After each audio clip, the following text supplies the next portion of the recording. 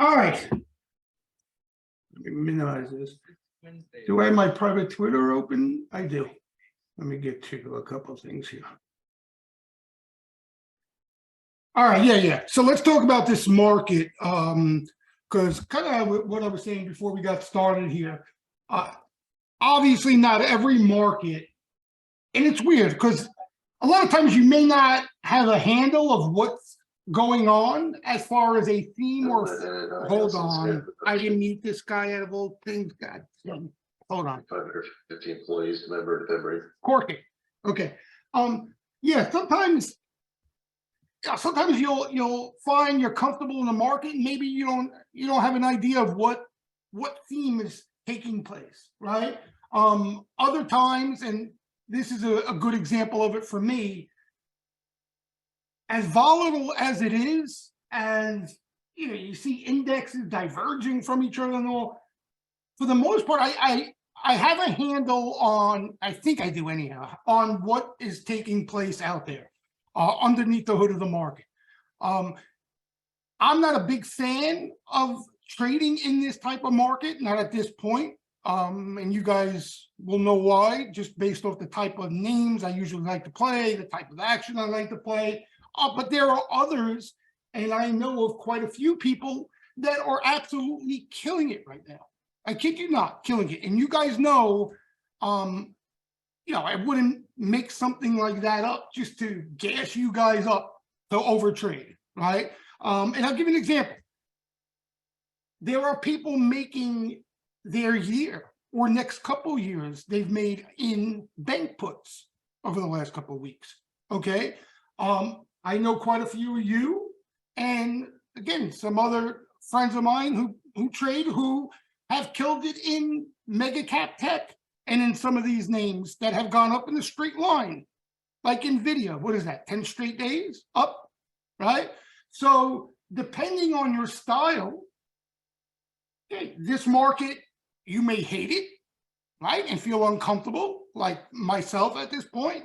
And depending on your style, you may love it and not want it to end, okay? But that's the market, right? We talk about that constantly, right? It's the ability to sit around and wait for things to line up the way you feel you want them to, and then getting a little more aggressive in that time, right? So here's what's cooking here, okay? You guys remember, and I know you remember it because we were talking about it continuously. You remember when the industrials and a lot of the names with overseas exposure basically just went up every day, and NASDAQ names, anything else, to be quite honest, couldn't get out of its way? You guys remember that? Remember when the industrials look like, and here's where we were at, right? The end of last year. You guys remember this point in time here? Okay, this is the chart of the Dow futures. Okay, this was going on, right? And think about this now. Look, felt like every day was up. We were looking at names, if you remember, like a Caterpillar at the time was one of the names that our jaw was dropping over, okay? Or any industrial, really, where you knew the momentum was there. You knew that that was the place you needed to be to make money on the long side in individual names, but you couldn't, once you played it, right, or for early on in the trend, there was never a dip to get back in it. Okay, you literally had to chase, it felt like, every day to take advantage of that trade after the first couple of weeks of it. Right? Boeing, good call. That was another one. And so many others, by the way. It felt like anything that had more exposure to Europe, overseas, basically in general, industrials, right? That sort of thing. That's where all the momentum was at. That's where all the chasing was at. That's where everything was at, okay? And if you decided to play the NASDAQ, okay, or an Amazon, right, or any of these names, you wouldn't have made a dime. You would have probably lost money. There was no momentum there, okay? And the reason I bring that up is because we're seeing that now, okay? When this was going on in the Dow, and actually the Russell too, the Russell was involved in that as well, okay? Look at the chart of the Russell. All right, so we're seeing that now in a different part of the market. And a lot has to do with what's going on as far as the macro side of things. Honestly, we don't even have to waste our time discussing it. We could, if you want, at the end of this. But I think the more important takeaway is that for whatever reason out there, okay, that the market is digesting, we are seeing a focus on certain pockets of the market and not others, okay? And what's different, I think, this go around than what we were seeing in the industrials, we weren't seeing aggressive selling in NASDAQ-related stuff, even while the industrial names and the names with overseas exposure were outperforming, okay? They were just lagging significantly, but they weren't seeing aggressive selling. So it wasn't rotation out and into the industrials per se in an aggressive manner.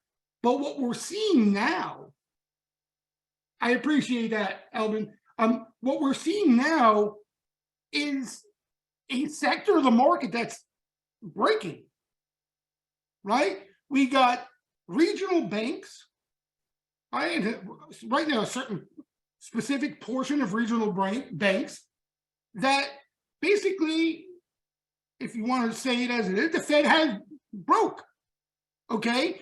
And we're seeing that unravel, okay? And the takeaway from that is that because of the breaking of the regional banking system, it likely will lead to a further tightening of credit conditions, okay? And it brings potentially a recession that, if you remember, was out of the picture completely, okay, back into the picture. So now what we're seeing is a slowdown ahead of a recession type trade that's going on, while regional banks are literally breaking, okay? And the money is going into things that are safe/stable, okay? The mega cap tech names like NVIDIA, Apple, or any mega large cap tech that has legitimate fundamentals and are going to be around, okay? It's almost like you rather have your money in names like that than in some bank that may potentially go under, right? And you're seeing that in gold. You're seeing Bitcoin benefit of what's going on there, okay? I'm sure, again, we don't know the exact relation, but the Fed needing to be more accommodative liquidity-wise because of what's transpiring in the banking system, okay? That obviously could be playing a factor as well, all right? But I think the main takeaway and the only thing to focus on for us is that that's the script out there, right? And I mentioned to, I forgot who was talking to, maybe Matt early on before we started here, I said, it almost feels like Groundhog Day every day this week, because this didn't just start yesterday after the Fed or the day before the Fed. We've been seeing this for a couple of weeks now. It's obvious now to us, right? NVIDIA's up 10 straight days. But if you think back a couple of weeks when the action just started to roll, heat up in a lot of these tech names, and there was a focus on mega cap tech, and a lot of these regional banks were starting to see all that put action, right? That a good chunk of you caught. This has been going on for a while, okay? So, I mean, my opinion here, and I think there's a lot to talk about here in how this can unfold, because again, nobody knows. Nobody, you know what I mean? Yellen herself, she don't know. Okay, but I think this script, this playbook that we're seeing, where they buy, you can't even call it a dip, right? They buy any little pause in these NASDAQ names, and they continue to just aggressively sweep up puts every day in these banks and these REITs. We need to see the next blow up in this space. Okay, we need to see what happens next, right? We saw the first stage. We need to see what happens next. How the Fed and Yellen attack it, what they do about it, and that's where we're going to get a lot of answers to what this turns into from that point. Okay. What the market is telling us, I think, in regards to credit default swaps and the credit markets in general, they're not pricing in any catastrophe here. The market, as of right now, thinks this is a secluded situation, just the venture capitalists, regional banks, a lot of the banks that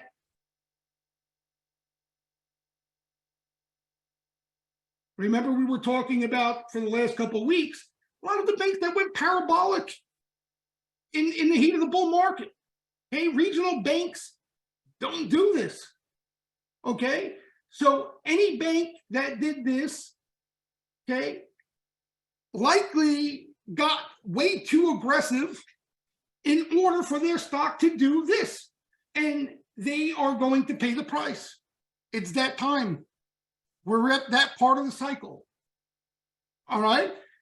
So, and you know, the next name everybody's looking at that's been in the news is this FRC. We see put buying every day, right? $5 puts. I mean, they keep going lower and lower and lower.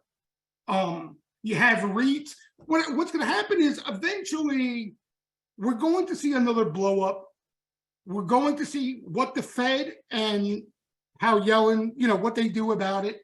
And then we're going to get a lot of information, at least for the short to intermediate term, whether this is potentially behind us, the banking portion of it all. Okay. And there's a new playbook on the horizon for us to look at. All right. And it makes sense that it's weird how the market lines up this way a lot of times, because if you look at where we came from to this point, okay, in a lot of the bear market, if you remember, tech was the place, right? Just the NASDAQ in general, where nobody wanted to touch for good reason. Rates were going up, right? You know, you don't buy growth in tech when the Fed is aggressively hiking and rates are going higher. Well, you know, right now, that's kind of done, right? Whether the Fed needs to get aggressive raising rates again at some point down the line, who the hell knows? But as of right now, yields are coming in. They're not ripping higher, right? So you have an unwind of a trade that lasted a long, long time, where you ignored the NASDAQ and tech and focused on value. Okay, focused on the banks. If you remember, everybody on CNBC, Bloomberg, buy the banks, hedge funds, right? That's all they were buying, banks and energy. So it's funny how it all, you know, how things line up with the other thing that's going on in the marketplace. I don't know how it always does, but it does. Okay, and so we're seeing an unwind of that trade in a sense. That's what we're seeing, an unwind of that trade. Okay, so we're going to get answers to what this turns into eventually. Again, I don't want to get too big picture macro on you guys, but you guys know kind of where I stand in relation to what we look at, right? Sentiment, positioning, how things line up. We're going to look at all that stuff. But just to give you guys the Cliff Notes abbreviated version, you recall we've been talking about how while everybody's calling for a crash and a new bull market, the pain trade has been this, right? The pain trade's been that. And what doesn't change and what hasn't changed is no matter where we are, okay, in this range, we still hear either new bull market or crash is coming, get ready. You understand? We still hear that. It's still loud. And like, yeah, I'll give an example. Look at what happened. Look at what happened the last couple of days here, right? You got everybody oohing and on over the last couple of weeks, whether it's banks going under, whether it's the Fed yesterday, whatever it may be. Where this market hasn't gone anywhere. This market hasn't gone anywhere. You know what I mean? A lot of noise, a lot of up, down. And McBob, I give you credit. You called it, right? You said even it probably gets even tighter, the range. Right? You said it probably even gets tighter, the range. And the reason why that is, guys, is because everyone's either looking here or looking there. Right? That's how they're positioned. Every day they come in, fire the machines, they're looking for, okay, is this market going to rip higher? Is it over the bear market and we're entering a new bull market, or is the crash coming, right? Depending on the news and the noise around us, one of the two sides, you know, they lean a certain way, but they're still looking for those extremes. They're still around no matter what.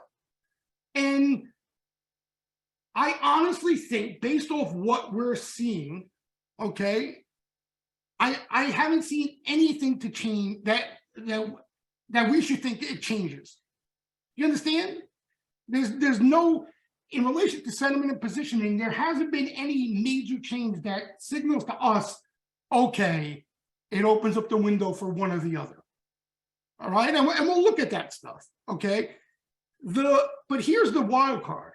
Okay, and this is kind of the problem with this thesis. It all sounds great, right? Everything sounds great in your head when it comes to this game, but putting it into action, trying to make money, is a whole different thing. Okay, how do you trade this? How do you position for this? And the truth of the matter is, you really can't in a big way, right? Because the only place you could get a little bit aggressive, right, like we were saying, is when one of the two sides gets a little too excited and becomes offside, right? And that usually is going to come near the end of the range, right? One extreme to the other. Okay, but there's a ton of time that you spend in the middle of no man's land. And for us degenerates, you know, we don't want to just sit around like Mick Elliott's crew in 4 or 5% yielding instruments while we wait for that setup, right? So the only way to put this plan into action is exactly what you guys are talking about right now. Stick and move and be extremely tactical, right? Extremely tactical. And the problem with that is that the majority of the time, you're not going to be killing it. You know what I mean? You're not going to be in a trade that you're excited about the outcome. More than not, you're either going to probably take a small loss or a small gain. The majority of the time, you are in the middle of no man's land. Now, yeah, what I was talking about earlier at the start, sometimes you get lucky, and in the middle of no man's land, a certain thing lines up your way. It could be whatever, okay? Could be an underbelly name that sweepers go bananas on, and that's right up my alley. I take a nice intraday position and it happens to rip, right? Okay, again, that's almost luck in a sense. It happened to line up and you look to take advantage of it. Or what I mentioned earlier about you guys in the bank puts. Okay, I mean, Nobody knew the biggest opportunity was going to be in no-name regional banks and REITs that really have been shitting. Like, honestly, you guys know I'm long only, right? Because I'm not shorting stock. I'm not, you know what I mean? I'm playing the equity. The money, where the money was made was in these puts in these regional banks and REITs. And now, kind of like what you guys have been pointing out, IV's junked up, they're more volatile, they've been beaten to shit. So, the risk reward is not obviously as juicy. You need a bigger move because of IV and all that. But, over the last couple of weeks, there was a lot of move, right? There was a lot of meat on the bone there, a lot of meat on the bone.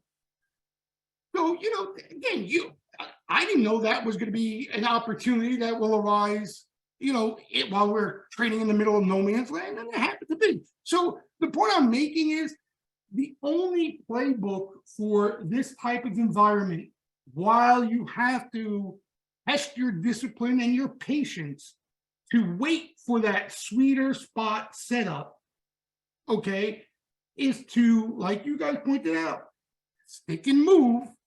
And maybe sometimes you get lucky and look to be around at that time, but that's it. And that should help us to be patient and wait for that better setup. But that's where we are. Because if you look at, like, for example, here's the thing, right? Positioning wise, okay, you still have a lot of bearishness out there. Okay, I mean, let's dive into this while we can, because I wanted to talk about it, right? Let's go to this, and this is kind of where HeartNet put a bow on it, right? Want to see order flow being discussed in real time?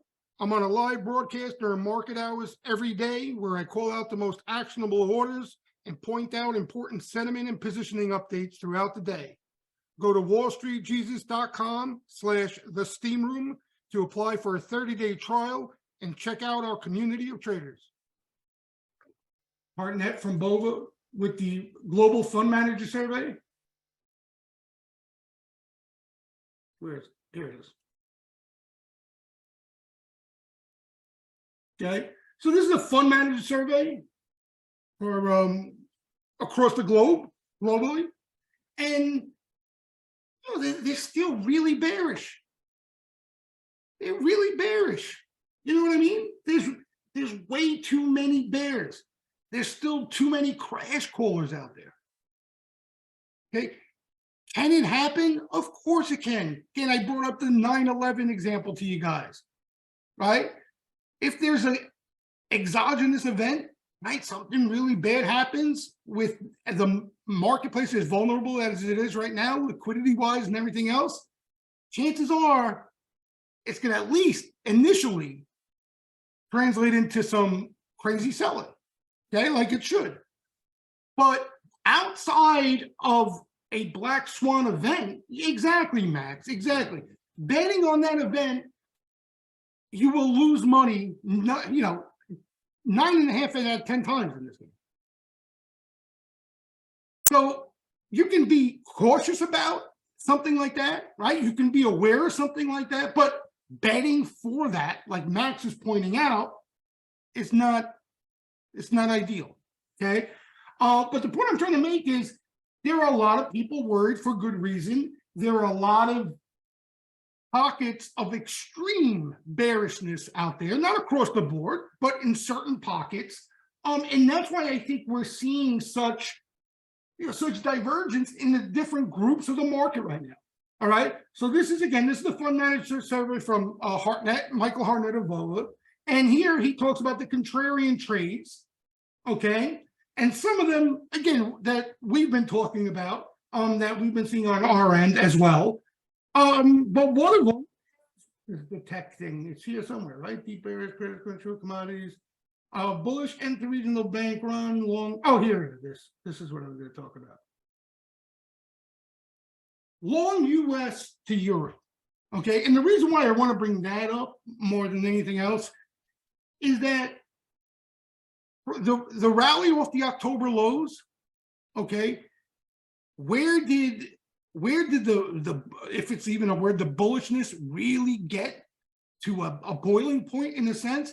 It wasn't in the overall global markets. The US markets, there was money coming out of the US markets to go into China and Europe. You know what I mean?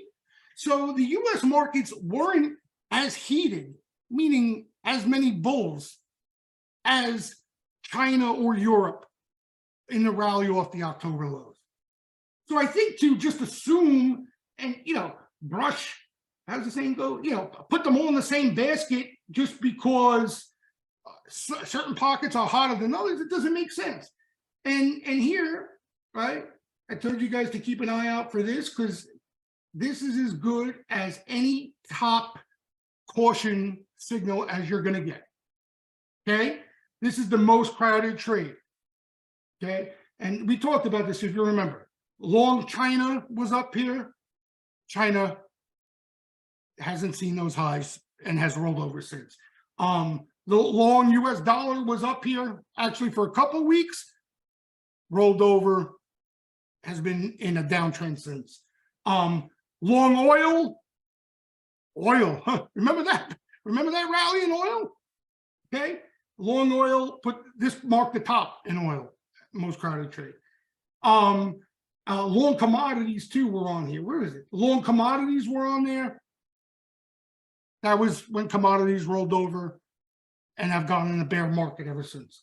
Okay, so now after long China equities, you have long Europe, and they kind of, I think, were together in a sense. Money was leaving the United States. Remember the charts we were looking at? For the first time in a long time, money was rotating out of the US markets and going into Europe and China, right? You remember those conversations? Okay, that's right now. We're seeing the unwind of that. We're seeing the unwind of that. So what's that mean? What's the, and I'll ask you guys, what do you think, how does that translate into, let's say, the S&P 500 price action and price performance wise?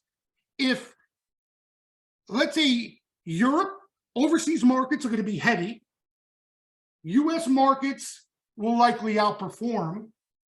What's that transpire? What's the price action look like for the S&P 500 if that's the case? More likely, right, top, right, than anything else. Range bound more than anything else. Okay, you might see, I'll give you an example. The European markets were down today, right? The US markets ended up today. And you're going to see that gap little by little close. Okay, it doesn't mean the US markets have to rip and the European markets have to crash. Okay, but you're going to see the unwind of exactly.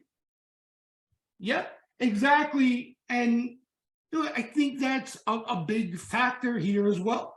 So just to put a bow on Harnett for anybody who happened to miss it, or if you're not a member, he basically makes the case where he thinks S&P 500 3,800 levels should hold, but he thinks 41, 4,200 on the upside, you should be a seller. So you see where he's at. Okay. Me personally, again, I don't even 3,800 really doesn't mean shit to me. Excuse my French. Like it doesn't make a difference to me. I'm no levels guy. I'm no technician. I just think no matter what, when we start to see positioning get a little too frisky, right? Off sides, in a sense, on the downside, I think there's going to be an opportunity for exactly what we just seen here, kind of like a snapback move up into the near the top of that range, that sort of thing. Again, see, I wish I can even pretend and be like others and answer that question with a straight face. But I have no fucking clue. I have no clue. Again, if let's say tomorrow we walk in, okay, and Deutsche Bank needs an emergency bailout or something. You know what I mean? Or again, there's so many balls in the air right now. Anything can happen. right? Any negative headline can sneak up on us, and the market can yank to where you're saying break 3,800. Okay, but you know what the truth of the matter is? I think once the dust settles, I think it ends up being a buying opportunity. At least for a trade. So, but I can't make that prediction, Rich. I'm being dead honest with you. Nobody can, Rich. That's the answer. Nobody can. You know what I mean? Nobody can. And I think, Rich, you bring up a great point, okay? Because I think that's the trade right now, okay? The golden goose here, the goods right now, okay, is you get some selling off any news out of the banking system, okay? That's where you look for an entry, right? That's where you look to buy, okay? The opposite of what people would be looking for. But again, it's going to test your resolve because we're just not getting those dips. I mean, look at like some of these tech names, right? I know so many people that wanted to trade NVIDIA, just keep buying dips in NVIDIA. Stock doesn't go down, right? Went down yesterday, late afternoon. You think maybe a little more follow through in the morning and you could play it if you're interested in it. The thing ripped this today, So you're seeing that these things are just running away. They're just running away.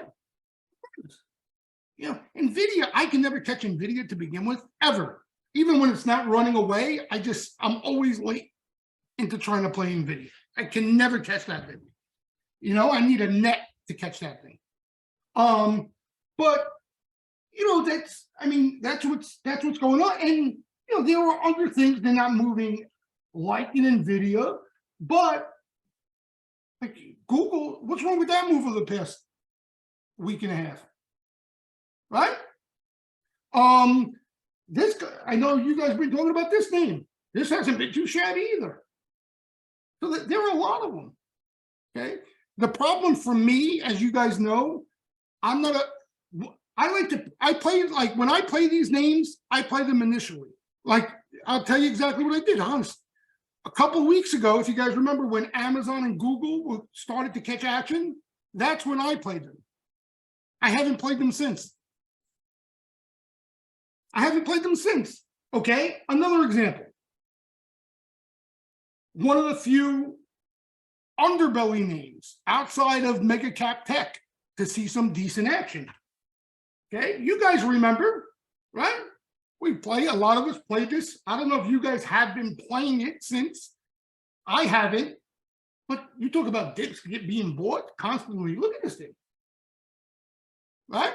And we talked about that other one. Like, there are select few names that they're crowding into right now. Exactly what was going on in the industrials and a lot of like the European banks and stuff like that back then. We're seeing that now here. But the problem is they don't pull back. OVV. OVV. No, I think we're going to talk about the other one, Mark, that you like. This one. Was it this one? That earnings got in the way? I think it was this. Yeah, I think it was this. Right? I don't know if it was you who brought it. Somebody brought up this name, and then right after earnings just ripped and just kept going ever since. But that's the problem. That's the problem, at least for me, that I'm facing right now. I need to see a spillover into new names. We're seeing little bits and pieces of it, but not enough. So the ideal trade will be you come in tomorrow, there's another bank that has headaches, they sell it off, right? They sell the market, they take profit in tech. Maybe it lasts even a couple days.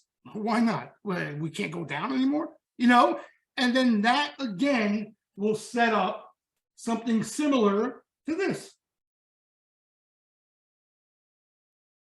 right? To these spots. And that's where you would look for names.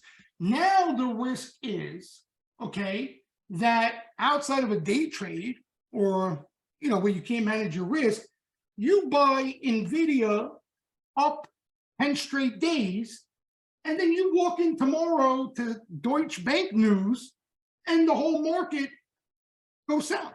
right? And these things people take profits in. Why wouldn't they? That have been up 9 straight days.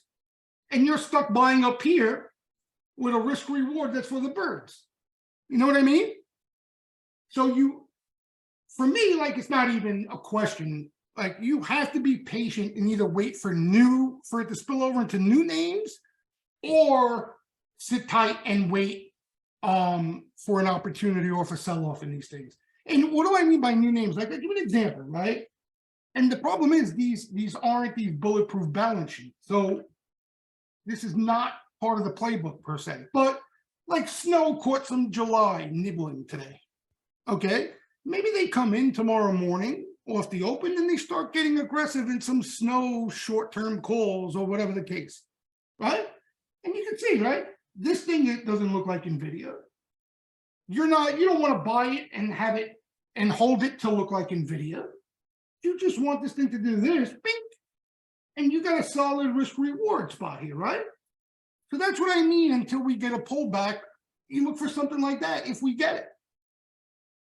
Yeah, that's the problem, the gaps. That's the problem. It's the gaps. But again, if you guys think about, Eric, if you think about what the small caps and like the overseas banks were doing late last year, it was the same exact thing. You couldn't get your hands on any of them. They just kept melting up in a sense, you know? And this market, and especially in bear market cycles like we're in right now, it has a tendency of doing that. The markets have a tendency of doing that. When a pocket gets hot, it stays hot, it rips, and then when the air comes out of it, that's it, like it never happened, you know? And that's what we're seeing in other areas. A couple of other interesting things, and then we'll talk about whatever questions you may have, okay? So we talked about big picture and kind of the logistics behind the big picture of the market here. Another thing I wanted to mention to you guys that I think is really interesting, okay?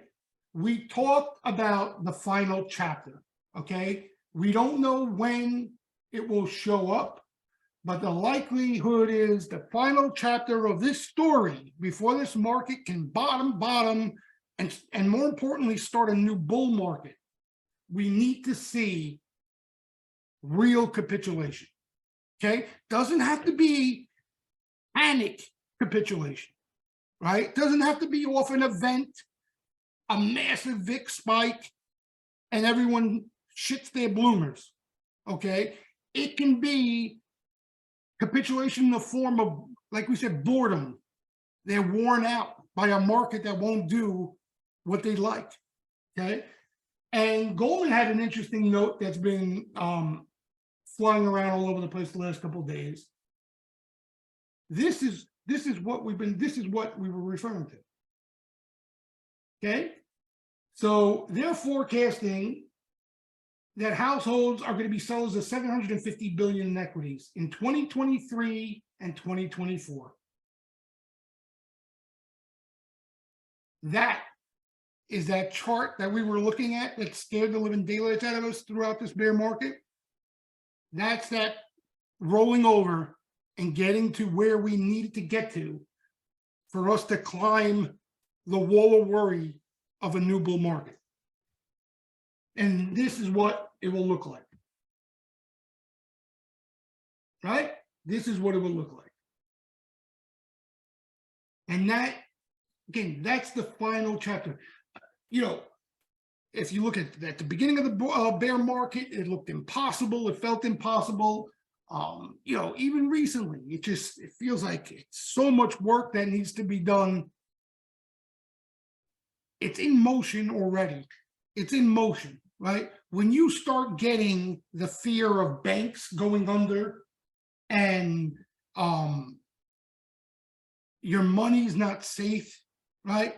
And then what follows is, you know, the economy slows down, you lose your jobs, unemployment ticks higher. This happens, you know, it gets started relatively quickly. And once it starts, you're on your way. You know, that was into the 2008. This you're talking about? I mean, from what I can remember, this was 08, 09. Okay. And then look what followed, Praveen, Amar, what we keep talking about, right? They never came back. You know what I mean? They never came back full-fledged for a while. Like here, right? They came back, and then you had the 2015, 2016 correction, and it stopped like a clock. Okay? This was the all-in moment here in 2021, and we need that to get flushed out. You know? But you know, look at what's going on. The economy, even with everything going on, is, and I think that's why another thing, while we're in this range-bound menagerie, in a sense, the economy has held up to the surprise of everybody quite well, you know? And I think everybody at this point here, you could definitely have come to the conclusion that everybody was positioned for economic disaster. Everybody. More so in Europe and overseas. They actually saw there was legit capitulation into those lows. And what happened was, even Powell, great call, even Powell. The economy has been, has been okay, right? Yeah, it's not growing gangbusters, but it's been okay. And this is what, because everybody was positioned for deep recession, this is what it's translated to in the market. You know what I mean? And again, right, everything that's going on. You had the Dow, right? Remember everybody calling for a new bull market? Oh, the Dow, look at the Dow, it's breaking out, new bull market, right? And then the Dow stopped like a clock, and now you're seeing money come out of the Dow. And what I think is happening now is you're seeing that in the NASDAQ, right? I think it's going to get people excited about the NASDAQ like it should. And where you're going to see outperformance, right? The chart almost is going to come across like it's looking constructive, right? Breaking out exactly like the Dow. And then it's going to reach a point where everybody's now bullish in the NASDAQ and not excessively bearish, and it's going to stop like a clock. You know what I mean? And here too, right? Even I was getting excited about this. I'm not going to lie. The Russell, okay? Oh, the Russell never went. The Russell never broke lows. The Russell's outperforming. It broke out the downtrend. But you see what the problem is when you get into these environments, okay? How are you supposed to know that the regional banks are going to be set on fire? You know what I mean? Nobody was thinking that here. You know what I mean? Nobody was thinking that here. That's the problem in these environments. Things come up. Like the old Tyson line. You got a plan, right? Everyone's got a plan until they catch a haymaker in the face, right? You got a plan until you catch a right hook in the face. And then that plane goes out the window. And that's what it is, guys. That's why nobody can predict what's going to happen, okay? 6 months, 9 months, a year from now, 3 months from now. How can you predict? Okay? You may, like I was explaining to you earlier, have a handle on what is happening right now in the market. I feel like I have a handle, right? But what happens, if something transpires, again, the regional banks end up breaking, something like that wasn't happening at the time that I felt like I had a handle. It changes everything. It changes everything. And, Ani, you know what's interesting? And it tells you about it, sentiment extremes. The semis, okay? Think about how bad tech was in this bear market. Like, you had some awful parts of tech. High growth, hyper growth name losing money, SPAC names, spec names, you name it. The most shorted sector of tech into the October lows were the semis. Right? You guys remember we were looking at that chart. They were the most shorted sector here. And now it's only fitting that because of this move, you know, everyone's getting bearish, everyone's getting bullish, right? That's the way it goes. That's the way it goes. So, but that's the problem with trying to get a plan and predict what's going to happen further out. Don't listen to anybody who tries to bullshit you like they have one, because there's no such thing. Okay, like something even like this, based off history. This is how it usually transpires before a bear market's over. I have no idea when it's going to happen. You know what I mean? I have no clue when this is actually going to occur. Maybe it happens all this year. Maybe none of it happens this year. Maybe it happens in 2024. Right? It's based off so many other intangibles out there. What's the economy look like? Is there an exogenous event? What's the banking sector look like? You know, there's so many different things out there. So, but I found this interesting because this is exactly what we were talking about, and Goldman put it into basically chart form to show you guys exactly what we were referring to. Another interesting chart before we get into some of the other stuff here is this, because we spent some time talking about CTAs, right? Where is it? Somewhere over here. Hold on. There it is. Okay. Now you remember the CTA selling was one of the reasons that we were bearish into those recent highs. Okay, not that it would lead to a crash, if you remember, like some of the bears were portraying. Okay, but as a whole, okay, across the whole world, over here, CTAs were done buying. They were, in a sense, all in. But the bulk of their buying was done overseas, Europe, stuff like that, right? So now you had a market pull here with some noise, some decent noise of a bank crisis in the background, okay? And now look at where the S&P 500 is.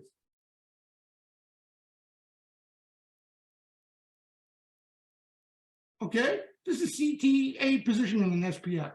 Okay, look at where right now they're positioned in the S&P 500. This, you can make a bullish case for the S&P 500 now.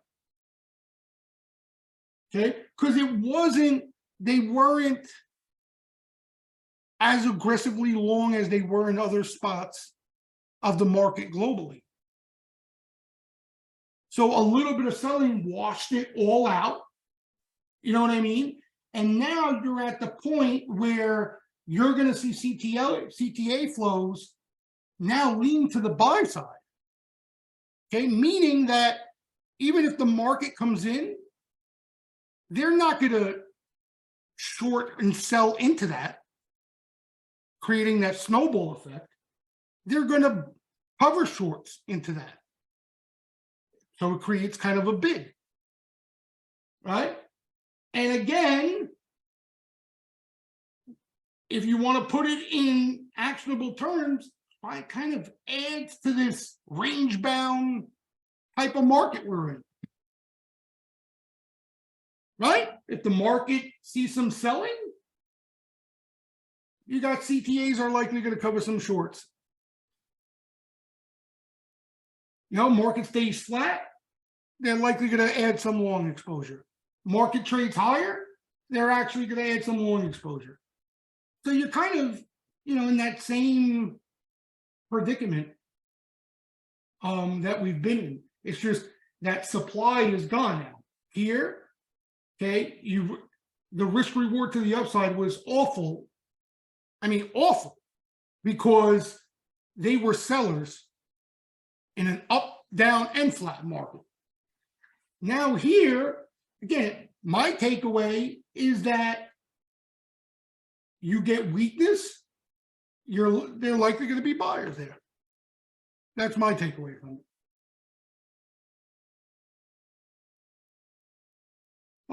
It was to sell over a month if flat. Yeah. Yep. And this chart, sometimes I get confused by this chart. This is if a big move up, right? That's kind of what it goes here. Realized market. This is a flat market here, I think. But you can see like the selling is done. 25, there's like a what? A crash? Oh, gotcha. All right, so this again, this adds, I think, just an added bid to keep us range bound. If nothing too crazy happens, you know what I mean? Nothing too crazy happens. I think that's pretty much what I had to. Oh, this chart tells the whole story. Look at this. Look at this. NASDAQ, Russell. That tells the whole story.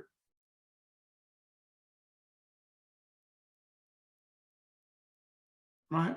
So yeah, I don't think this is gonna last a long time, what we're seeing now, you know. And I think if it's going to last, I think what you're going to do is you're going to see a decent shakeout in the NASDAQ. You know, you're going to see, for whatever reason, maybe rotation back the other way. You know, it could be on any side of the news too.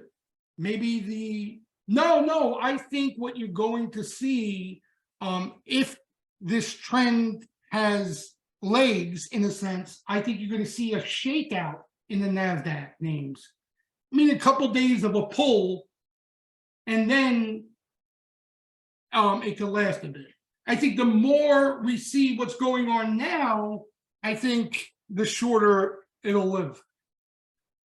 You know, and it may, you know, what it may take is maybe a resolution to this banking stuff. You know, yeah, there's so many things, you know, there's so many things that could happen. It's just no way to guess. You gotta just be ready for it. But that's the risk in trying to chase these things. You can't chase them. You know, you can't chase them. On an intraday basis, you want to look for pullbacks and fades to play off of, and that's day trading. Okay. And to hold them overnight, you know, you got to think logically here, right? You may be up for a couple more days. If you're not going to take that off the table, the pull you're in, that risk reward's not worth it. Yeah, I just, and if you're scalping, McBob, you know what I mean? You can make the argument to play intraday or fades, but that's the most you know. But listen, you guys know I have a reputation of saying that early in the trend, but I've learned from bad experiences early on in my career, I'd rather be early than get caught holding the bag late. You know what I mean? Nobody gets, and you're going to realize that nobody will get out or nail the tippy top of any trend. Nobody. It's the hardest thing to do. And you're seeing that by people trying to short these things right now. It's impossible to do. Extremely hard to do, you know? But for me, right, and the way most of you play this game, you rather be cautious and aware of it early and miss some upside that may annoy you than too late, right?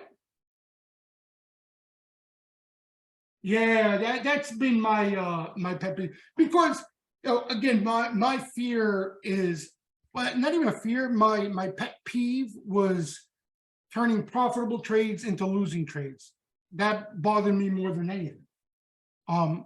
Almost bothering me too much. You know what I mean? Too much. Yeah, Praveen, I think you said it perfectly. I think that's what this market's all about.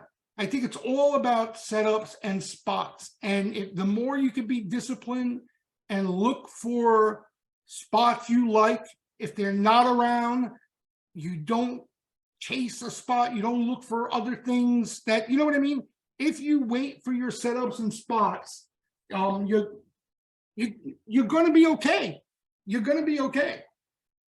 Right. And if you think of it again logically, you're going to have to find some discipline to survive a market like this. And that's the way to be disciplined. When you're getting out of your realm,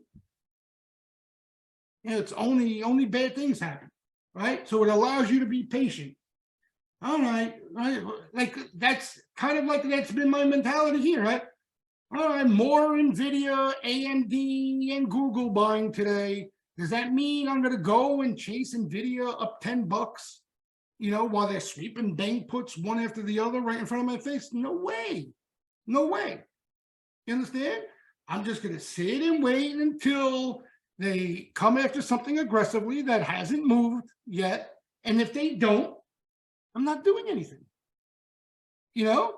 Again, that's my seatbelt. That's what keeps me disciplined. Otherwise, I'd be firing out here like a cowboy and hurting my account and losing money.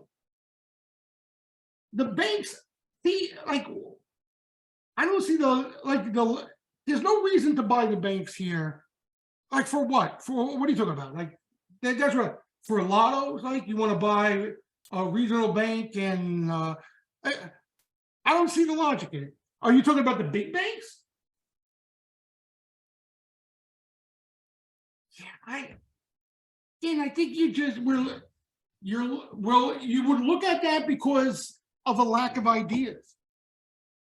You know, there's nothing, because the reason I say that is like you're asking me, and the only reason I would ever even say look at the banks now is if we were seeing sweepers bomb the living daylights out of them. And what are we seeing? We're seeing them buy the living daylights out of puts every single day. You know? You hate, but yeah, they're in bad shape. They're in bad shape. Okay, maybe that changes. Maybe another bank goes under, right? And into that weakness, we see monster buying in some of the banks that are in better shape. Okay? Then if that's something you're interested in, you've been eyeing and entering the banks for a trade, that would be your entry, and that would be your window. But like, think about what's going on right now. Did you see the flow today or yesterday or the day before? I can't believe. How about these? A buddy of mine killed it in this thing. I was talking about it today. I was kind of talking to him. I don't know if you guys heard me. Yeah. Okay. He said his puts tripled. That roll that we saw today, that sweeper tripled the money. 800 grand into 3.6 million, more than triple. Look at this debacle. So, and this is a REIT, but right now they're firing at every financial, anything in the financial complex, they've tattooed, right? At this point, everything. I mean, you could have made the argument here, right? Off a niner, buy banks. They're overdone. If they're sweeping puts as aggressively as they are, you want nothing to do with that. You want nothing to do with it. Nothing to do with it. You don't even want to see the put buying dry up. You don't want to see one guy rolling the dice on some weeklies. You want to see buyers step in a huge way. And how do you know to determine a huge way?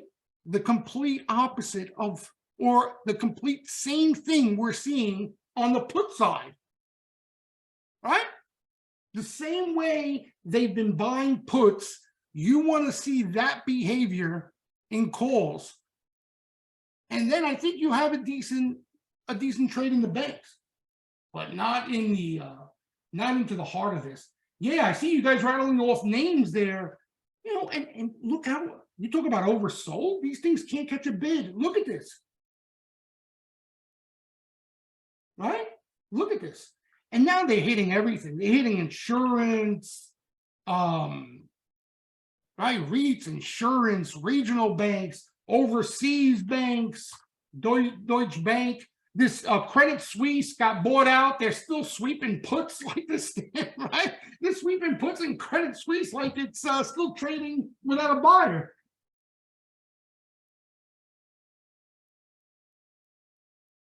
Yeah, again, Amar, you got to understand, okay? Crowded is one that we're in a bear market, right? You could have said 08 was crowded, right? Things went to zero.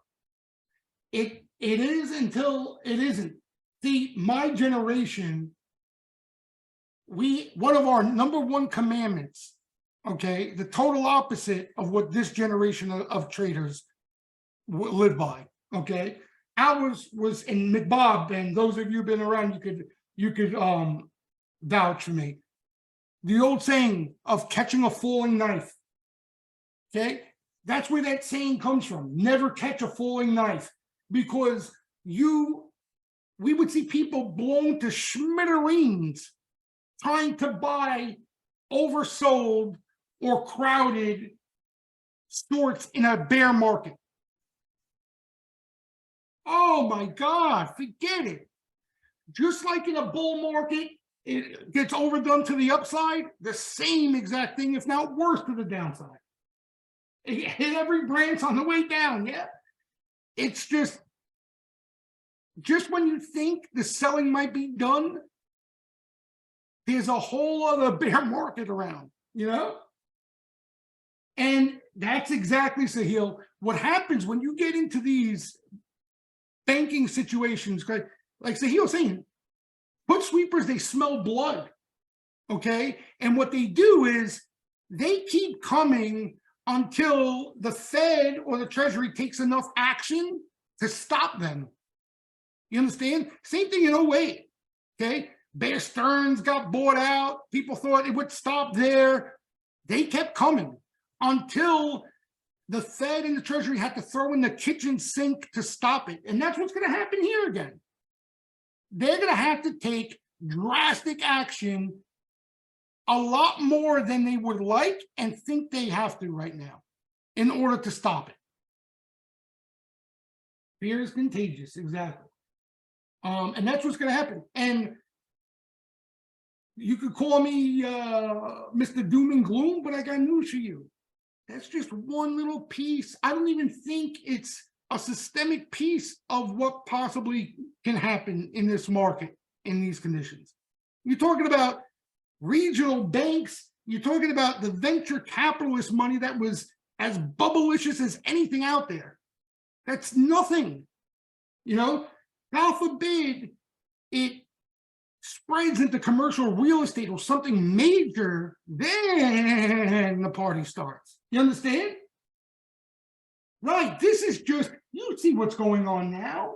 It's almost like the market's not even acknowledging it's going on. We're seeing the most aggressive put buying we've ever seen in banks since 08.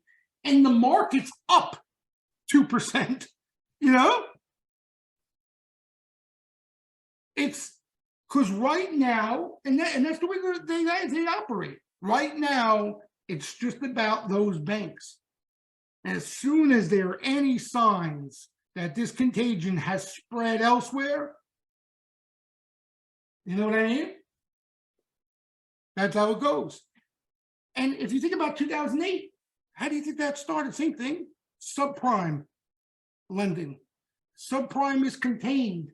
You had every CEO of every major bank. I remember it like it was yesterday. I get deja vu when I see the guys from Bank of America and Citi on TV these days.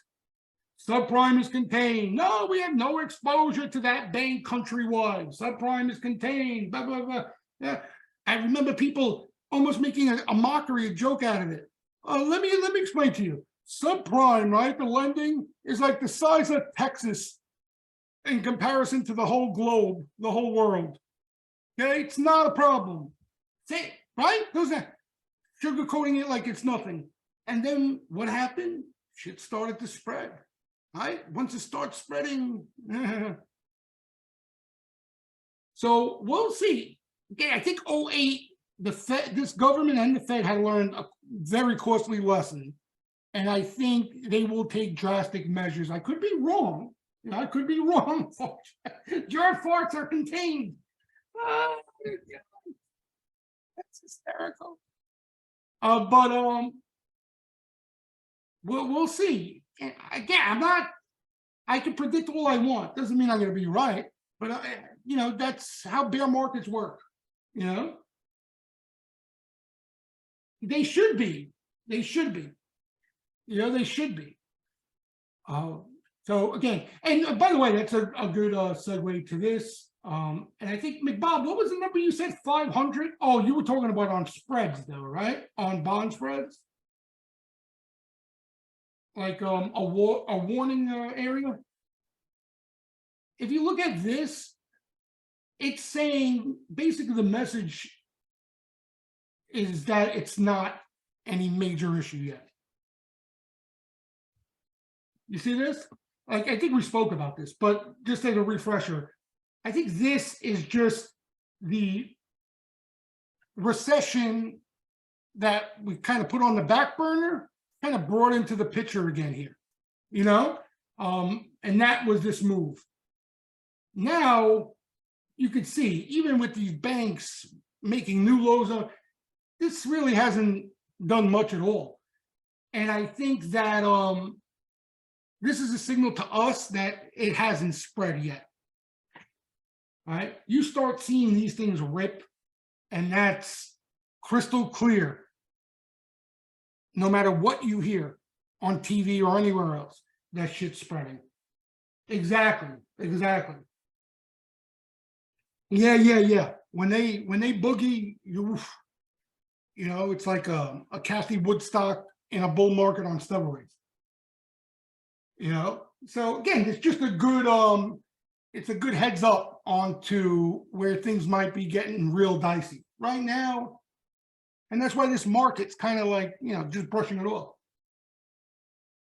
All right. So I think that's it. I think I covered. Anybody have any questions or something that we usually look at? Ooh. Oh, here's another thing too. That we've been on delay that I wanted to show you guys. Members, I know we looked at it, but for those who maybe aren't members.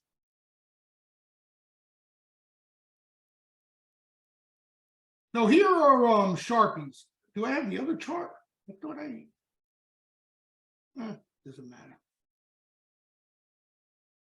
All right, so for those who may be new, we'll get the names in a minute. Rich, we'll go through a couple of names and I'll pull up Palantir, we'll look at it. So these are commercial hedgers, right? Referred to as the smart money out there legitimately. Again, this is just probably another feather in the hat of Lowe's holding. The big thing is not here yet, right? They are long combined index futures, and reason being is the other side, the speculative, which we call the riffraff money, the retail money, they are slightly short. They are short now. So again, this, they got aggressive here, and if you remember, we were in a rigged market. This was a really aggressive from very short to pretty heavy long here. And it's kind of been just going sideways. Yeah, we're caught up now, I think. I think we're caught up now.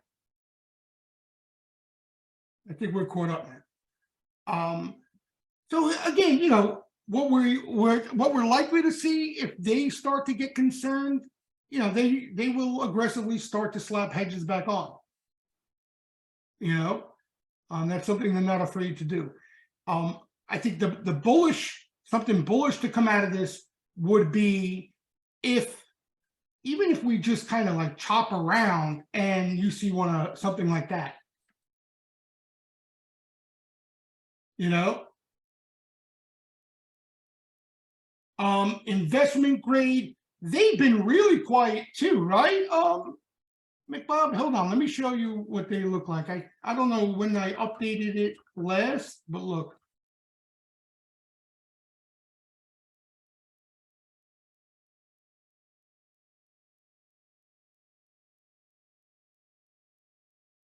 So here is what McBob's talking about. So this is corporate bond yield spreads. Okay, this was the COVID lows. This is 2016 lows. 2008 is a jammy that looks like this. Craziness. But here are the highs recently into these lows, and we're not even there yet, you know? We've been chopping around here now for the last week. So McBob's making the point that you'll probably see it here. These get jumpy.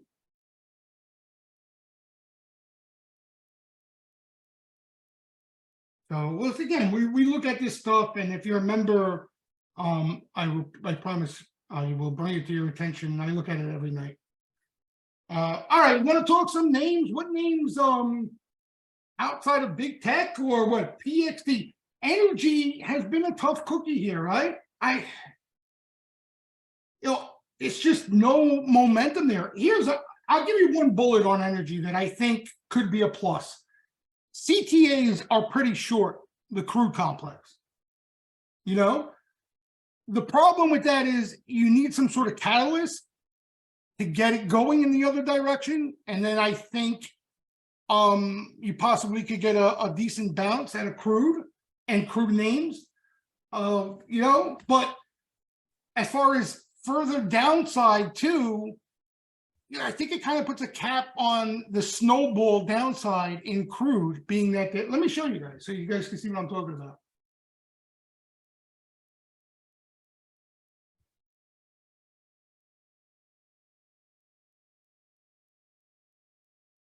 Down here, WTI and Brent. So you see the green shading, how short they are right now? Look at this. You talk about all in long, and it's taken some time, but they've all been wrung out, all of it. So I think that's the most bullish bullish nugget I could give you on crude. Otherwise, just right now, you got a couple things against you. One, the recession playbook, that playbook is not good for crude. You know what I mean? The inflation kind of topped out is not good for crude. So you got quite a few things that aren't in your favor. Now you've had a pullback in crude. You know what I mean? And the names, and flow wise, again, these things have been lit up until even recently. Like they're underwater on this. Well, not too bad, PBF, but they've been buying this recent consolidation. So you got some decent looking crude names. You need some momentum. You need some momentum here. Siri, I just don't like. I didn't like what they were buying in Home Depot. That's the only problem. What were they buying? They were like really out of the money, right? Almost like lottos. But they were 297.5. Well, that's not too bad. Like when they really buy Home Depot, and Home Depot's rare to see flow, they're usually right near the money. Like that's real sweeper activity there. So you probably heard it in my voice after I saw the action. I was like, oh, because I thought it might be decent buying, but it's more speculative. April's, let me pull up Palantir. The problem with Palantir is they're going after the blue chip balance sheet type names. This is not there. This is more of the hyper growth type names. Yeah. But like I was saying, there's a possibility we could see some of this NASDAQ buying spill over for a short period of time into these names. So I would keep an eye on action there. If you see some sweeper activity, it's not the worst spot in the world on a lot of these things. Without sweepers, you may just have it linger here. That's the problem. That's the problem. But it's not a bad look, you know. Bova Rich really likes the stock as an AI play longer term. So there's a little bullish share for you. Yeah, these gold miners, McBob, look great, you know. They've been seeing decent action, longer term action. Again, one of the few things outside of tech that they've been buying. You know, I think gold miners are just cheap in general, longer term. You know, I like them longer term. Again, bearish thing, gold has ripped into an upside niner here, maybe a little breather coming, possibly. But, you know, my buddy who likes the gold miner, he owns quite a few of them actually for a little bit now. He made the point that even if gold kind of tops out and consolidates, he thinks the gold miners still continue to do well because they've underperformed, kind of playing catch up, you know. Certainly possible, but a lot of these names have seen decent action. Puff Puff Pass. We saw more action in this name today. AEM, Barrett Gold, as you guys know, WPM. A lot of them. You know, look, they've been moving here, you know. And you got an upside niner here too. So some of these things you probably got to watch on pullbacks. They've been moving a bit. Yeah, right. But I mean, they haven't looked affected yet, but they had trouble with credit, right? And they've been buying a couple of these little guys. You got to be careful with trying to buy just one little guy. KGC, they've been buying HL. They bought a little more today. They're buying all of them. They're buying all of them. What was another name? CrowdStrike. Let's see. I know this has been pretty strong, right? Yeah, this has been rallying through a niner too. I would keep an eye on a pullback. That's what I would do. I would keep an eye on a pullback like this. You know, while tech is still in favor, NASDAQ. Like this is where, if this trend in NASDAQ is going to last, and you know, it could, like, I see my gut, like, again, it's a gut. That's why I'm sharing that initially, that term.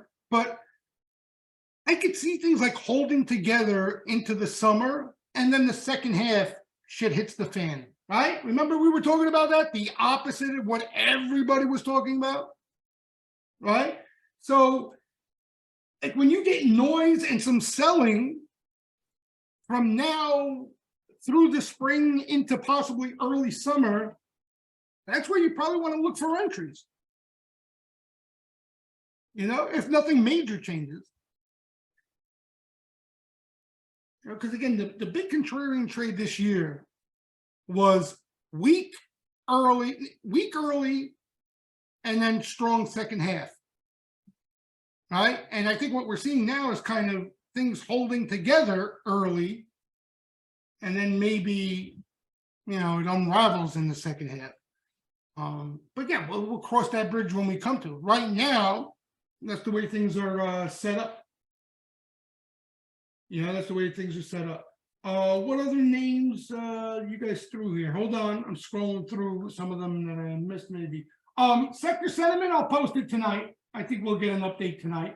SMCI, again, you dips if you get them, you know? This is a beast. This is just a beast. You know, this is like it's a bull market in here. This is no bear market. You know? So, and after these rips, you get something like this.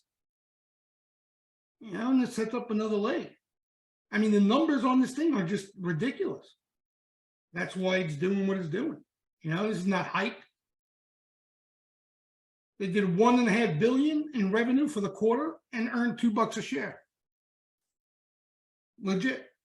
Let's see Shop. I haven't looked at Shop, and I thought Shop would have like higher lows, but it kind of got like stuck, right? Not bad though, right? A little bit of higher low shit here. Ooh, what kind of line is that?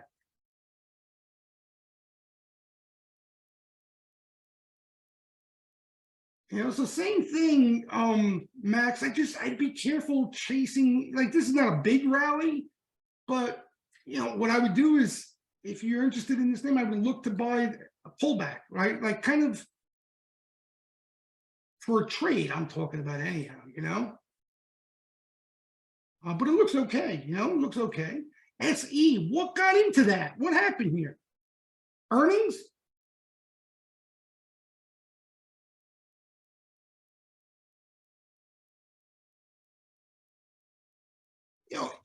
It's still in hockey stick mode. You know what I mean? So you got to be careful how excited you get about these things. Right? This could be like this for a long, long time, guys.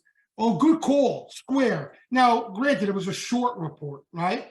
But even Square started to look a little bit constructive lately, right? And when you're in hockey stick mode, there is no constructive. Look at this.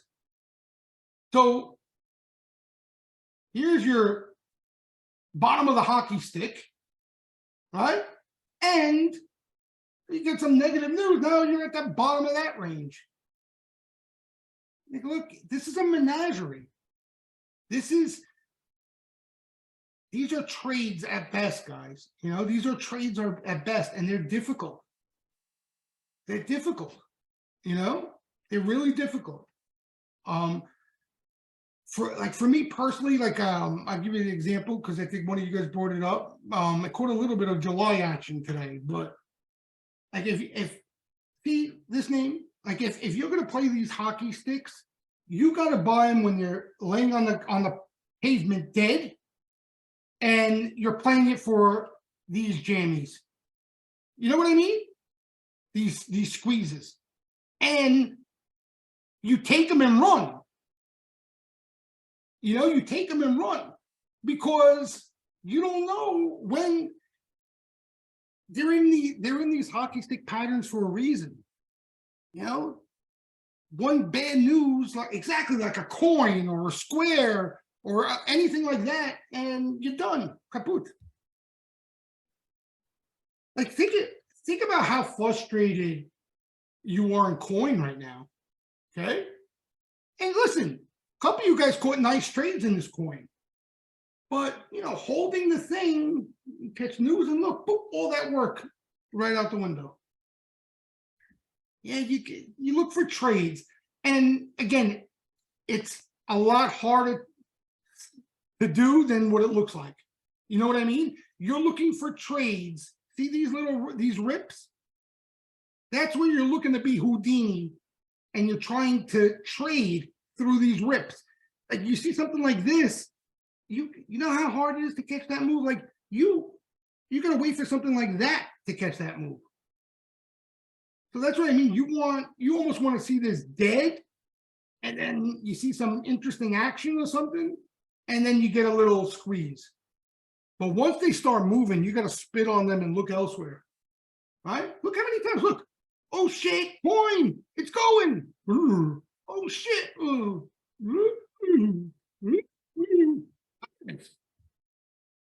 What a mess, huh? And you got Bitcoin ripping. Like, hockey stick.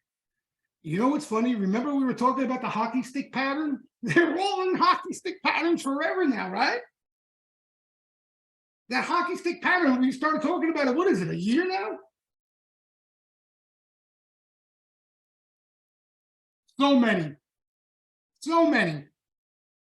And every bounce, there's hope, Max. You know what I mean? Like, oh, here we go. Okay, we're done. The worst is over. But the hockey sticks are a disaster. The smooth sailing, you'll get once in a blue moon, you will see a name that should have been in a hockey stick and outperforms, but the majority are in hockey stick. You know, so you're asking a lot for you to find a one stock to buck the hockey stick pattern. Whereas, you know, you happen to like, again, it's a lot of luck involved, but you happen to take a liking to a newer name that is not crowded, that catches some action. You know, the sailing is a lot smoother here. D-Dog. I haven't even, I don't even look at these stocks anymore.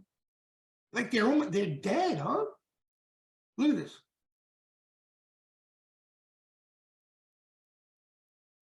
And you know, I see what you're saying here, though. You got a place where it's dead. You know what I mean? If it happens to see some action, you know, might be worth a shot for a trade. Again, a trade, just a trade. You can see what's in play here. This is tough. Twilio, I know that got its head kicked. My God. Jesus.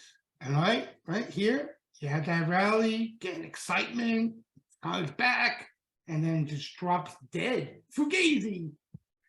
They just stop like a clock. You know what's funny? It kind of happened to Netflix too, right? I lost track of Netflix, but you know, same thing, right? You had that big rally. Everybody thinks, oh, it's just going to rally back to new highs. And then you get a decent shakeout. Had a pop today. That's the only reason I see it. I haven't looked at this stock in ages. So somebody mentioned a Roku to Bill. Oh, this is a new beast. They did some rolling in this thing today. Look at this. It's amazing how they're just far and few. There are not a lot of them. Where they bought right here, right? If I'm not mistaken, wasn't this the day of news where that December buyer came in again? You like the Goodfellas meme? Half of my followers had no clue with that thing. That's my only meme, or meme, whatever the hell it's called. But I'm glad somebody caught it. Yeah, I think they came in here with the repeat December buyer. That looks like it off news.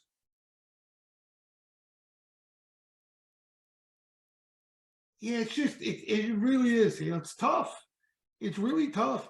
I mean, especially for me, you guys know what I liked. You know, we had a nice stretch from actually a little bit before the October lows up until these recent highs here, where there was some decent action in individual names. But since it's been really dry. You know, it's been really dry. I don't think it's dead. You know, I think it'll be back. And look, you know, you see what's going on now. You got the regional banks blowing up. You got some noise. So, but yeah, this for my style, what I look at for like stock picking individual names, been awful, awful. I told you I get excited. You want to see the names that like the names I'm looking into flow wise? Shit like this. Like this is catching, you know, flow that looks somewhat interesting. Like, you know, there's no stock picking going on. You see, like for those of you who've been watching the flow, you see what's going on. They're crowding into the same names over and over and over again. You know, they're not doing any stock picking. You know, they're not even placing bets on names. They're playing a factor, a theme over the short term. That's what they're doing, right? They come in and they're looking for exposure in these names, and they're probably shorting the living piss out of all the other stuff. You know, we see QQQ buying, not because they're bullish on the overall market. They're buying Qs and they're buying puts in IWM. Indeed. Oh, that's I remember that name. That's a semiconductor, right? Yeah, look at this. There are a few names. There are a few names. Rambus, how's that been doing? That was recently caught some more action. There are a few names out there that look decent. But you know what the problem is, after you play them, you trade them, and then what do? Right? They likely go higher than where you sold. And you're staring at them. Like these. This a net. What the hell are they doing right? Look at this. Bear market, huh? Costco. Let's see.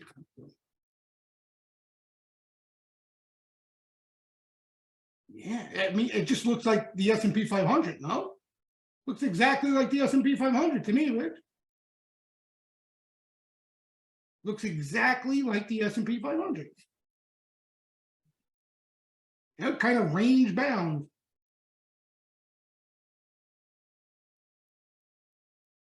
Yeah. And these are the names, like, you'll see some nice order flow when if they ever decide to, Home Depot, like somebody mentioned, Costco, these are real names. Like those are the type of names they were buying coming out off the COVID lows. McDonald's, what are those things doing? Dead, all of them? Sideways, just sideways. Later, Amar. Yeah. So listen, I don't think it's going to be, I don't think this theme is going to last forever. Exactly what the industrials is exactly what we're seeing now, especially in the Qs in the large cap NASDAQ. I think one of two things are going to happen. You're either going to see that high correlated sell-off that we were talking about, where there's news and they sell off tech and everything else. And then off of that, you're going to see some stock picking later on. Or, you're going to see a kind of rotation back in the other direction when it gets to an extreme. So, and you got balls in the air out there that, something can happen and put everything on fast forward. So like I said, you have one of this FRC, something tragic happens, market gaps down, sells off, and the theme can change. All right, maybe they come. What's his name? Powell fires a bazooka. Yellen fires a bazooka for the banks. Bails them all out. Who the hell knows? And you see them come in by Morgan Stanley, JP Morgan, like they found God. So we gotta be patient. But I agree. This for me anyway. This has been a tricky market. Not even tricky, just bored. Not much for me to do. But a lot of you can't complain because you caught some of these bank puts. You know what I mean? You played some tech. So now for what, a couple of days, you can't chase the banks to the downside. You can't chase the tech to the upside. You got to be patient. Come on. I play a violin. Give me a break. Let me play a violin for you guys. You guys, with 2 loaves of bread, one under each arm, you guys cry the blues. They catch the bank short. They catch the tech long, and now they're going to sit tight for something to set up, and they complain, these guys, these characters. Comedy. But that's, just wait around, keep the eyeballs open, and, maybe we'll see something interesting here. What do you guys think when it gets after this banking thing? What do you think? A lot of you guys think commercial real estate too?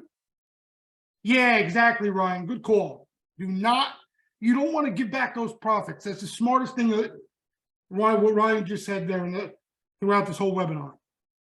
It's foolish if you did catch those trades to give much of it back in this shit right now. Yeah, I know. The flow in REITs has been telling, boy. Even the price action.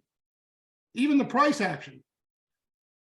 that's what I mean. Even if they solve this regional banking issue, right? How long do you think that Band-Aid is going to last before they start smoking these REITs again? Right?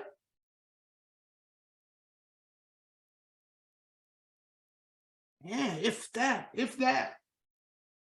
So I'm telling you, they're going to force Powell or Yellen to fire a bazooka. That's the only way it puts out all the fires. But that's not likely to be the case with inflation where it's at. Consumer going to be in bad shape too. Yeah, well, that's the second half could be ugly there, right? That could be what we deal with in the second half. And when's that debt ceiling problem, CEO? When's that line up? We forgot about that too, right? When's that whole debacle? The summer? Oh, Jesus. Shank, kind of like what Sahil was pointing out, I think if, let's say we get another banking event and we sell off and, the action of the Fed Treasury kind of puts a Band-Aid on it. If we see flow in some of the big legitimate banks, I think you could see money go the other way possibly. But it's not worth trying to, remember we had this discussion, in bull markets, you want to anticipate that, Shank, exactly what you're doing. In bear markets like we're in now, you don't want to anticipate, you want to react. You understand? It's not worth trying to anticipate, because if you're wrong, it's a whole different can of worms, right? So in a bull market, you want to try to be early. Here, and what I mean by that in simple English, exactly where we want to see sweepers, where they go. Just like we started to see the regional banks get lit up, put side with the REITs and everything else, we want to see, okay, where do buyers eventually go out of this? We'll see it, because right now, they're not buying anything but tech. You know what I mean? So, you can't miss it. We'll see it.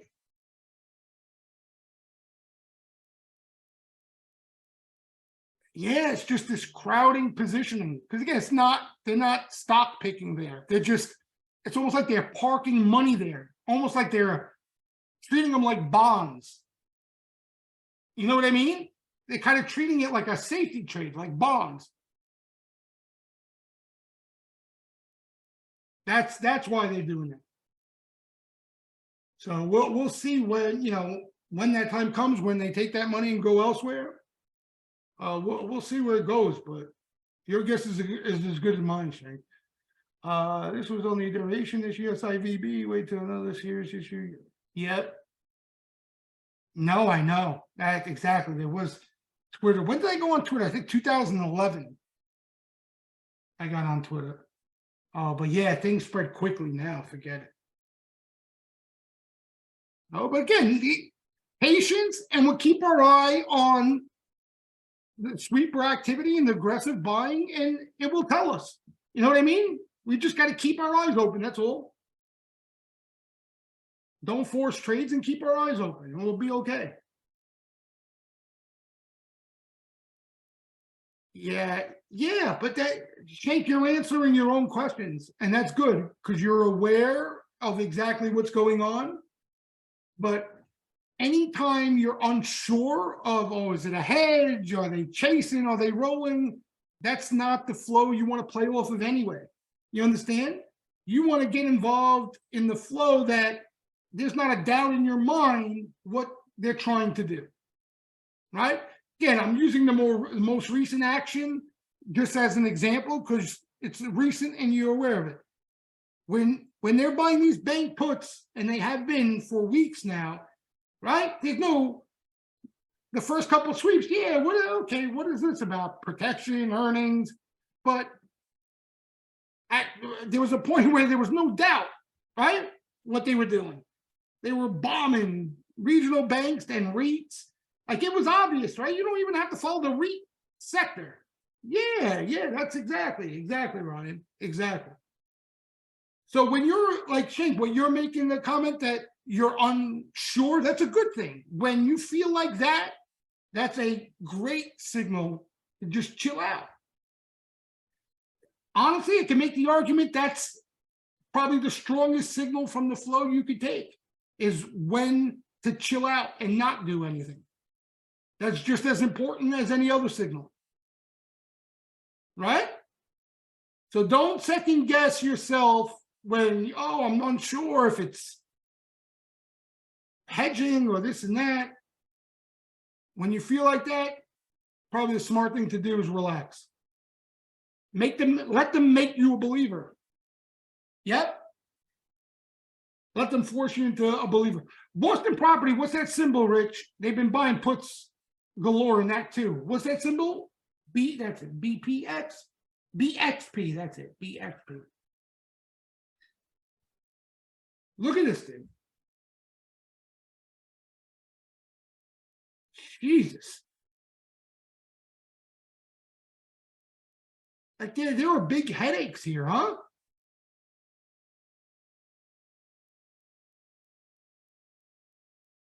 These are big problems. I don't know. I mean, I don't know what happens like this. I'm trying to, again, 2008, the REITs got blown up. But I don't think there was any specific program or anything targeted for the REIT sector that I can remember. I think it was just at the end, you know what I mean? When they threw in, when they fired the bazooka. I'm just wondering, like, what's going to happen here? What are they going? How are they going to treat REITs blowing up like this?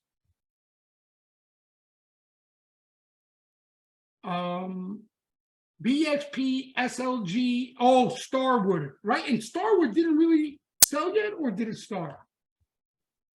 STWD. Oh yeah, it's been selling. What the hell am I talking about here? Not as much as the others, right? Yeah. This SLG though, Jesus, I didn't realize those puts tripled. Gotta be kidding me. Big size for this thing too. Look at this. It's falling off a cliff, this thing. Right? Here's COVID. This is the COVID crash. And this is a debacle. That's what this is. This is not a bid in sight, right? It's going to be interesting. It's going to be interesting to see how these pan out here. Well, BXP may still, what's this here? Let me see. Yeah, we just looked at, oh man, that's the COVID low on BXP. Damn. And we were talking about this the other day. What was the big house that couldn't meet redemption? Blackstone, right? Or Blackstone. And that was their REIT. Wasn't their REIT book that they had problems with? Was it REITs? Yeah. Wow. Jesus. Yeah, I don't know, guys. I don't know how this all shakes out, you know? I don't know how this all shakes out. You know, Blackstone's a monster too, you know? That's no shindig. We'll see, Jonathan Farrow. Who's that, HC? Is that you, HC? Who's under Jonathan? I do. See that? You can't hide from me. All right, guys, I gotta run. Always a pleasure. Thanks for stopping by, entertaining me. All right, good luck the rest of the week. And like we said, be patient. All right, let's see what the flow looks like. And if it doesn't look like much, telling us to chill out. That's all. Exactly. Opening day around the corner. We could have some baseball distraction too. Help us keep a little discipline here. Yep. Oh, Hartnett tonight. So it'll be an interesting read, the Flow Show. We'll see what he has to say about the fund manager survey. All right. March Madness. You got who's the favorite left? Who's the favorite that's left now? Houston was, but they got one of their places hurt still. Who's the team to beat left in the who?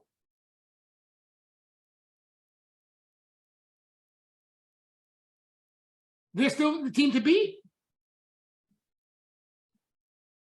I saw that team a couple of times this year, Houston. They play crazy defense, too. Oh, Dukes. This dog is up my ass. All right, guys. I'll see you mañana. Enjoy the rest of the night, everybody.